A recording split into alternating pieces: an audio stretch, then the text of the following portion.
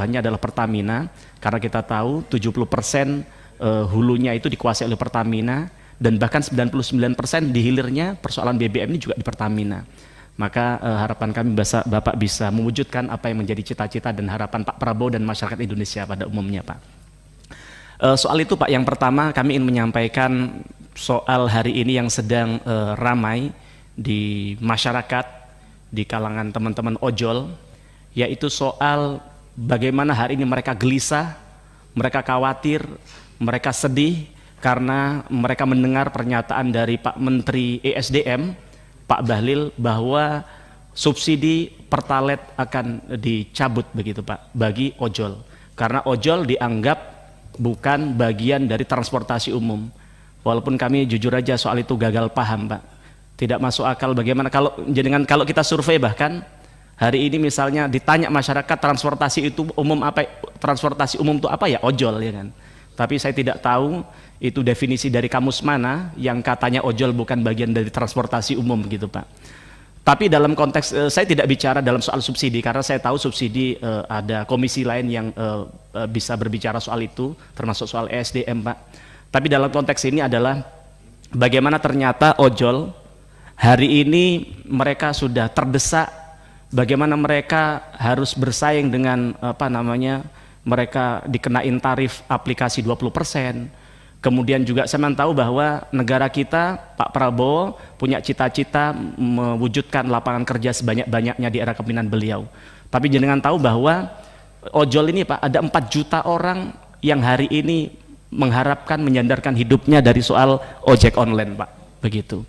Nah, tapi kemudian saya tahu dari 4 juta orang tadi mereka punya istri, punya anak, punya keluarga yang tentu jumlahnya jauh lebih besar dari itu, begitu.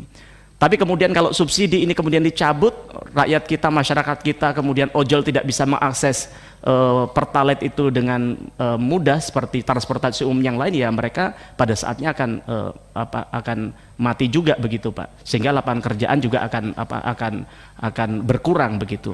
Nah, dalam konteks Pertamina ini yang ingin saya sampaikan kepada Bapak adalah kita coba belajar. Saya kemarin coba membaca-baca.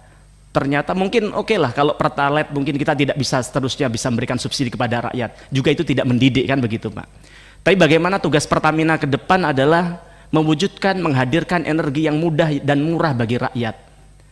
Saya coba tadi malam setelah banyak ojol menyampaikan masukan kepada kami, Pak, kami coba mencari exitnya apa sih kira-kira yang bisa diberikan Pertamina kepada rakyat kita, khususnya ojol ini, Pak. Oke lah Pertalite misalnya tidak ada itu, ya kan.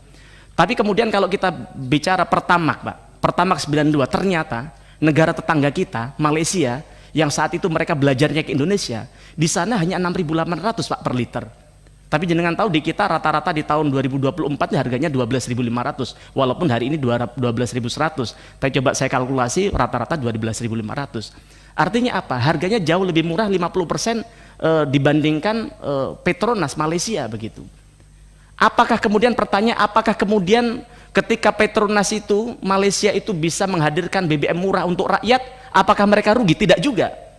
Setelah saya dapatkan datanya tadi malam, ternyata keuntungan laba dari Petronas adalah 267 triliun, 4 kali lipat daripada laba Pertamina, Pak.